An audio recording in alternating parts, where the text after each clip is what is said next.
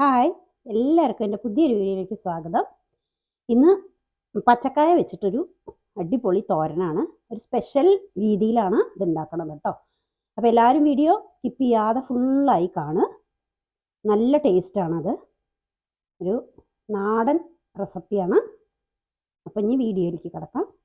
അപ്പോൾ ഈ 2 വലിയ കായയാണ് എടുത്തിരിക്കുന്നത്. പച്ചക്കറി ഒന്ന് കഷ്ണമാക്കി എടുക്കുന്നുണ്ട്. അതങ്ങനെ പാത്രത്തിലൊന്ന് ഇതായിട്ട് കിട്ടാൻ വേണ്ടിയിട്ട് അങ്ങനെ ഒരു 2 മുറിയാക്കിയിട്ട് നമുക്ക് ഇവിടെ പാത്രത്തിൽ വേവിച്ചെടുക്കാം. 2 വലുതാവുകൊണ്ട് ഞാൻ 2 എടുത്തിട്ടുള്ളൂ.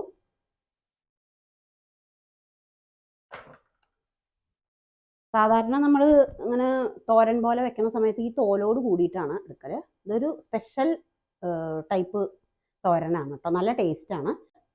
അപ്പോൾ ഇതൊന്ന് ആദ്യം വേവിച്ചെടുക്കാം.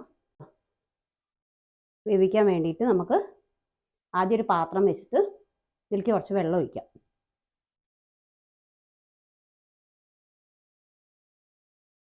ഈ കായതിൽ മുങ്ങി കിടക്കുന്ന രീതിയിൽ കുറച്ച് വെള്ളം ഒഴിച്ചിട്ട് വെള്ളം ഒന്ന് തിളക്കട്ടെ. ഓക്കെ, നമുക്ക് ഇതിലേക്ക് ഒരു 1/2 ടീസ്പൂൺ മഞ്ഞൾപ്പൊടി ഇട്ടിട്ട് ഇത് വേവിച്ചെടുക്കാം. അതൊന്ന് തിളക്കട്ടെ. അതിന് ശേഷം നമുക്ക് പച്ചക്കായ ഇതിലേക്ക് ഇടാം. അത് ചെറുതായി തിള വരുമ്പോൾ ഇതിലേക്ക് നമ്മൾ നുറുക്കി വെച്ച പച്ചക്കായ ഉണ്ടല്ലോ ഇതിലേക്ക് ഇട്ടു. ഒന്ന് മുങ്ങി കിടക്കണം കേട്ടോ. ഒന്ന് ചെറുതായിട്ട് വെന്ത് വരട്ടെ. ഉടഞ്ഞു പോകരുത്. അങ്ങനെ ഒരു പാകം. ഈ ഒന്ന് മീഡിയത്തിലാക്കുക. ഇനി ഇത് നന്നായി വെന്തുടയണ്ട കേട്ടോ. ഒന്ന് സോഫ്റ്റ് ആവുകൊണ്ട് ഇനി നമുക്കിത് കഷ്ണാക്കേണ്ടതാണ്. നമുക്ക് തീ ഓഫ് ചെയ്യാം.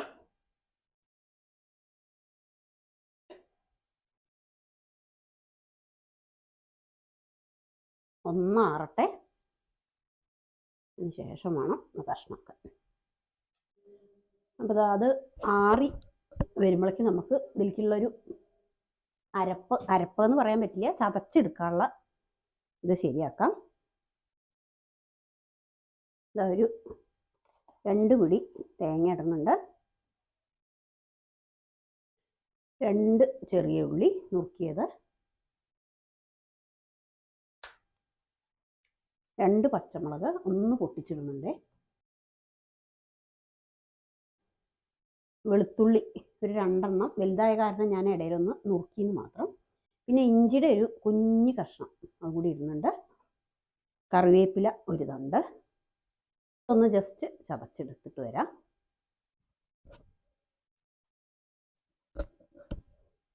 അതിൻ്റെ തോലൊന്ന് നമുക്ക് അങ്ങനെ കട്ട് ചെയ്ത് അതിങ്ങനെ പോരും കേട്ടോ. ഇങ്ങനെ ആക്കിയിട്ട് എടുക്കാം.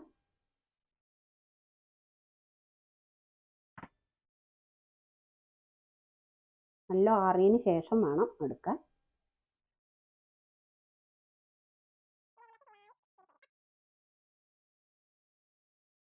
നല്ല എളുപ്പമാണ്, നല്ല ടേസ്റ്റിയാണ് കേട്ടോ.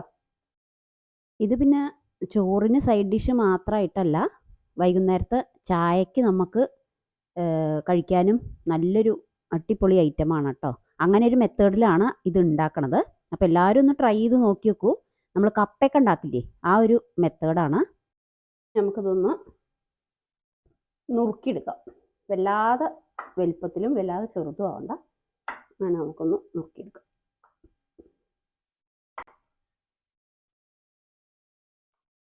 ഈ ഒരു പരുവം മതി.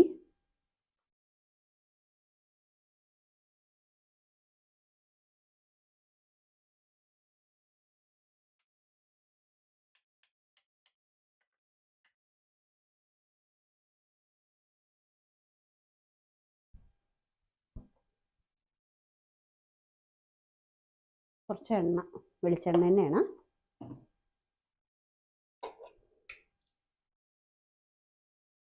എനിക്ക് കടുക് ഒരു ടീസ്പൂണ്. കടുക് പൊട്ടി വരുന്ന സമയത്ത് ഞാനൊരു ടീസ്പൂണ് ഉഴുന്നിടുന്നുണ്ട് കേട്ടോ. ഉഴുന്ന് പരിപ്പ് അതൊന്ന് ചുവന്ന് വരട്ടെ.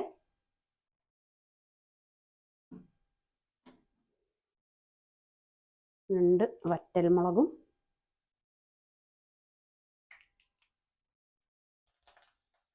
കറിവേപ്പില. അപ്പോൾ തേങ്ങ നമ്മൾ ഒരു മസാല ചതച്ച് വെച്ചിട്ടില്ലേ, അതാണ് ആദ്യം ഇടുന്നത്. ഇതിൻ്റെ ഒരു പച്ചമണം പോകണം. അതിന് ശേഷമാണ് നമ്മൾ വെന്ത് നുറുക്കി വെച്ച കായ കഷ്ണങ്ങൾ ചേർക്കണത്. അപ്പോൾ ആദ്യം ഇതിൻ്റെ ഒരു പച്ചമണം പോട്ടെ. ഒരു വെളുത്തുള്ളി, ഉള്ളി, പച്ചമുളകൊക്കെ ഇട്ടതല്ലേ.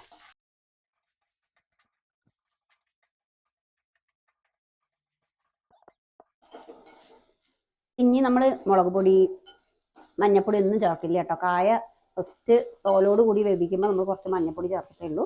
ഇനി ഇതിൻ്റെ കളർ നമ്മൾക്ക് വൈറ്റ് ആയിട്ട് തന്നെയാണ്, മുളക് പൊടി ഒന്നും ചേർക്കണില്ല. അപ്പോൾ ആ എരിവിന് വേണ്ടിയിട്ട് നമ്മളിതിൽ ചതച്ചയിൽ പച്ചമുളക് മാത്രമേ ഇട്ടിട്ടുള്ളൂ.